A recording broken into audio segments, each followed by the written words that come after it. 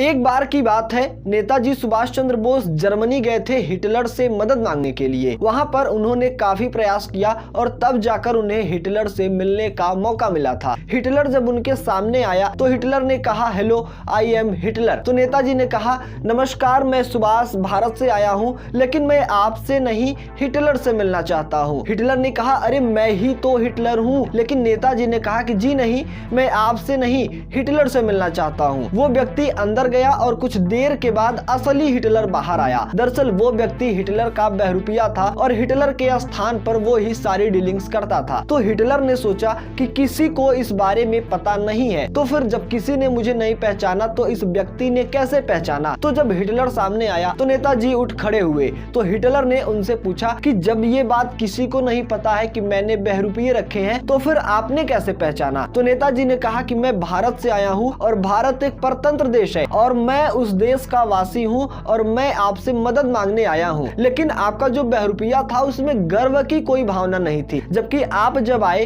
तो आपके अंदर गर्व की भावना थी। इसी से मैंने पहचान लिया कि वो असली हिटलर नहीं था। नेताजी की बात से हिटलर को इतनी प्रसन्नता हुई कि हिटलर ने अपने यहाँ के 4000 कैदियों को आजाद कर दिया और नेताजी ने उन सभी को आजाद हिंद फौज में शामिल कर लिया। नेताजी के जीवन की ये कहानी आप पहले से जानते थे या नहीं, कमेंट बॉक्स में जरूर बताइएगा। ये जानकारी अच्छी लगी हो तो वीडियो को लाइक कर दें और ऐसे ही वीडियोस के लिए इस चैनल को सब्सक्राइब कर लें।